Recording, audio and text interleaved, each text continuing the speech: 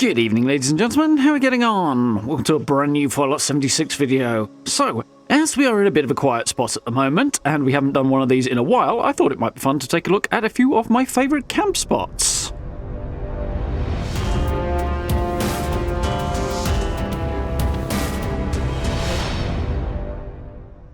Okay, so I've done one of these before, but not for a little while, taking a look at some of the spots I like to build, but we've got a few more that are worth a little gander at, so we're going to jump in. There's 5 spots today that are pretty cool, good spots, relatively easy to build at, each with their own pros and cons and stuff, so let's crack on, shall we? Okay, so spot number 1, we'll start up in the forest, as it's a good place to begin, is up in the northwest corner here. As you can see, this is kind of a 2-for-1 special here, just by the road, down from WV Lumber, right up in the corner there. And yeah, I haven't built up here in a little while, but there's a couple of cool spots up here, and along this road in general has its moments. It's also pretty close to a bunch of random encounter points, particularly on that top road there, that is kind of handy if you're looking for those sorts of things.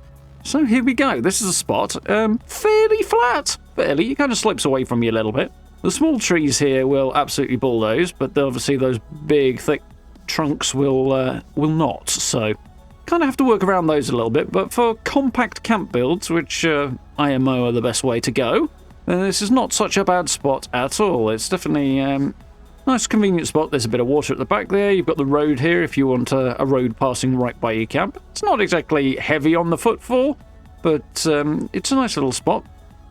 You tend to spawn in when you fast travel back to the camp somewhere out on the road or sort of behind where we are now, so it's not a bad spot for that either. And when your camp does get inevitably attacked, the attackers tend to be, well, quite low level because it's the forest, and they come from the road usually, which makes them a little easier to spot and deal with, so no underbrush hiding them, which certainly helps. But yeah, this is a decent little spot, and as I say, it's just big enough that you kind of need to adjust where you put your camp unit based on your priorities. If you want to have purifiers, you might need to be further back, but if you want to focus on the rest of your structure, then further forward works. You've also got this little spot down here, which is close by. So sort of, I mentioned 2-for-1 special. You can see the tent in the background there. That whole area around the campsite down there is often got NPCs hanging out at it. So if you want those hanging around your camp, it's not such a bad spot. But you see people building down there from time to time. A bit more awkward than it used to be with NPCs and stuff added there, but quite cool. So kind of 2 spots together in this location. And there's a few little bits of interest, like a truck that's fallen into the hole there. But add a little bit more interest and uniqueness to the location, and it's quite pretty. Get some nice light around here as well, and yeah, it's generally a pretty decent spot. I've done a pretty cool couple of builds here, and I am really quite fond of this one. So, cool spot to kick things off with. So, spot number 2, we're going to a more recent discovery, and a more recently used one, down in the ash heap. And yeah, small, but basically flat, and quite a cool little spot, convenient spot for me. You see, we're just on the road here, we're not far from Welch. This little area is pretty cool. The ash heap I do like building in for numerous reasons. This spot is somewhere you don't get a lot of people building, so it's a little bit different. And yeah, over in the bottom corner here. Again, not exactly high traffic, but you're not far from a train station there, so it's quite convenient for that too. As we can see, the ground is mostly flat there. You've got the road as well, and we've got a bit of a trench right next to the road here, which is not ideal, but you can position your foundations up against the sort of front edge here where it drops off, and then eliminate that dip in the ground quite effectively. That pile of wood there at the back does bulldoze, so opens up the space a little bit. A couple of signs there for a little flavour. But as we can see, we've also got the cliff edge here along the back, and that crane in the background makes for a nice backdrop. But this cliff edge here is a little bit problematic. It really does limit the space you've got. I mean, I suppose you could work with it if you really want to. Don't see why one wouldn't challenge oneself in that way, but if you're looking for a flat area, there's a smallish one here, and it works again by the road. Sort of see Welsh up in the top there. And yeah, the sepia kind of colour of the ash heap works really well for certain styles of builds as well, and it's yeah, pretty visually distinct, so I do quite like this area. If you push your camp unit further forward a little bit towards the road, you can kind of build out on this side a little bit as well if you want to. That pile of ultracite crystals over there does tend to have a few slightly annoying mole rats spawning there. They're hardly a serious issue, but they are mildly annoying at times. But other than that, it's a pretty darn decent spot. You do get a few attacks coming, but again, as with the previous spot, they tend to come from sort of down the road a little bit, so not too bad to defend really in that regard. You can see them coming. Not much underbrush in the ash heap either, so there is that to work with. But yeah, decent spot. Done a couple of builds here recently that I definitely like, and a few other good spots nearby that you can work on as well. So yeah, definitely like this one. Spot number 3, we're jumping over to the Savage Divide, and I've not built in the Savage Divide much recently because it's probably one of my least favourite areas. It's a toss-up between the Savage Divide and the Toxic Valley. Not really into the colour scheme on the whole. This one is quite cool, and I did build here quite a while ago. It's been in the back of my mind recently. See where we are down at the bottom of the Savage Divide here. Federal Disposal Site and a scenic overlook there. Just off the road here is this little farm, and yeah, if you're going for a farm type build, this works quite well. There's a few structures already in place, add a little bit of flavour to the area. See, the sun is starting to sink a little bit here, so we'll have to make a swift look around before it gets dark on us. But as you can see, we've got some distinct furrows there in the fields. Really good for planted crops. We'll see already some corn here as well. A few other bits and pieces if you need it for crafting. There's some blackberries there and carrot flowers and stuff. See the road up that way there. And yeah, it's quite a distinctive spot, particularly around sunset. You get a very, very red cast to it, as you can see. But it's quite cool. It's a very autumnal vibe to this spot. Savage Divide in general does give you that vibe, but not the flattest area on the list today, but if you want a kind of farm vibe, it does work quite well, and there's not a lot blocking your camp if you happen to place your camp unit down in the right spots. You get a reasonably big area to work with. You can work with the sort of undulation in the ground there. This little windmill here is pretty cool as a feature goes. It doesn't actually have any particular function other than the fact it is a source for dirty water. As there's no standing water around other than this thing in this little area, that's convenient for cooking and things like that, so it's nice to have. Wouldn't mind something like this for camps that also produces water. Just got a nice power generating windmill recently, but one for water would be cool as well. Maybe not quite that big though. Yeah, a nice little farm area. This kind of path down the middle does make for a decent point to build around if you're looking to build a camp here, because it's the least sort of busy bit of the ground. Flat's not quite the right word, but it's easier to work with than some of the rest of the fields.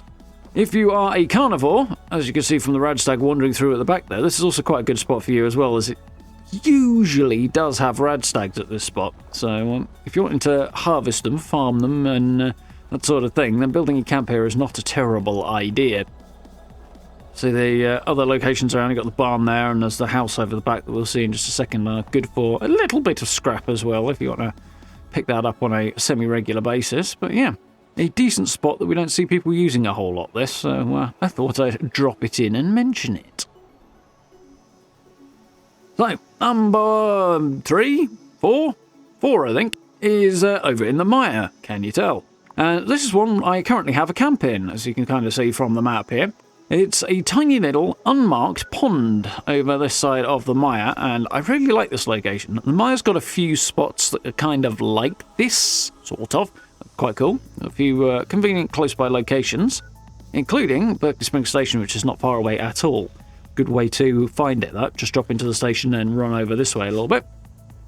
And yeah, got a little pond here. Again, it really only works for tiny little camps.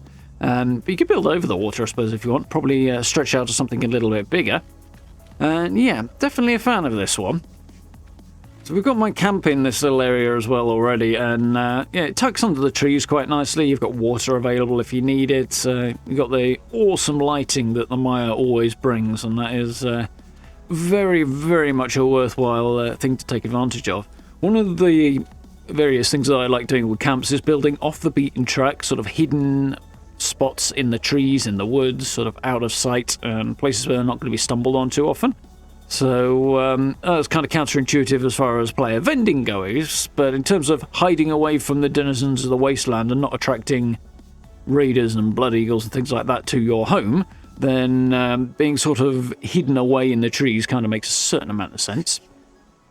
But yeah, I like it. There's water here. There's kind of the way the trees are quite low down means you have to build quite short camps. unless you position to a place where there's a bit more of a gap. But it does make for that kind of very much woodland, cobbled together vibe, and it works really well for that, and I like it a lot, this spot, for that. The Mire does have a few good spots that sort of meet that criteria as well around it, but they're generally off the beaten track very much and require quite a bit of wandering around under the trees to find. So definitely challenging to spot some of these places, but there's a few good spots around these locations. There's a few other bits in this sort of area as well that are worth taking a look at and sort of looking for and trying to find cool spots that you might not have built in as well. And yeah.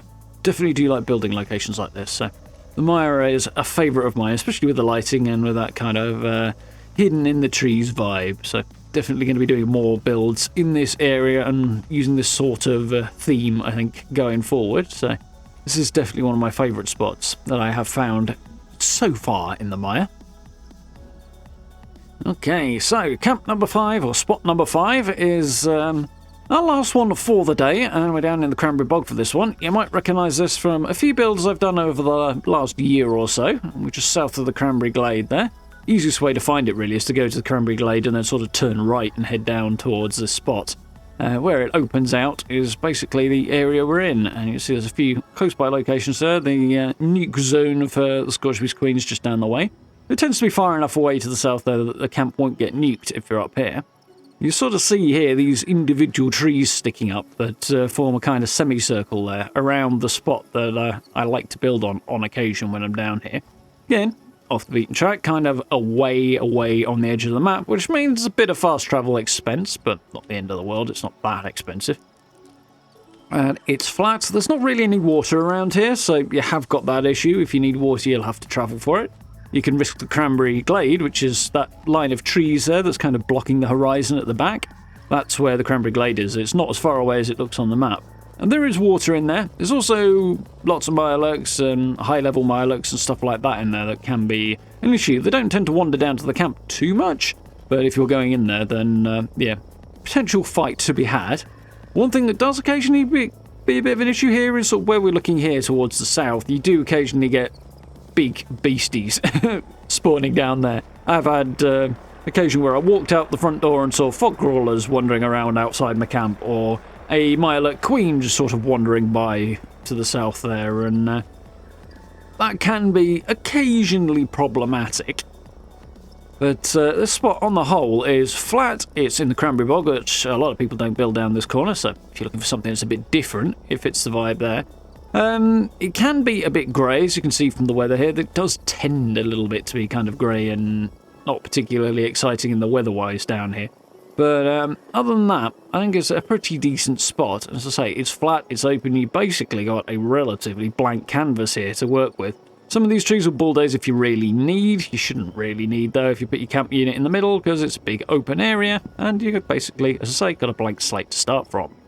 So, there we go. 5 camp spots that I've been enjoying building on, in particular recently. There's obviously a few more that we'll do in a future video on down the line at some point, but I do like these ones. They've definitely been spots that I've been enjoying building at, and I thought you guys might like to take another little look around without camps in this time, so hopefully get a clearer idea of what you're working with to start with. So yeah, hope you guys found this useful and informative. If you did, please do drop subs and likes, I very much appreciate. Down below the video, as always, social media links, merch store, channel memberships, all that good stuff. If you want to support the channel that way, hugely helps out. And yeah, loads more camp videos and Fallout live streams to come. If you would like to keep an eye out for those, hit that notification bell. And of course, join us for Resident Evil 4, which is our B game at the moment that we've been playing. That's been really, really good fun. So looking forward to jumping back into that. So do hope to see you there. But for now, thank you very much for watching. I look forward to speaking to you all very, very soon.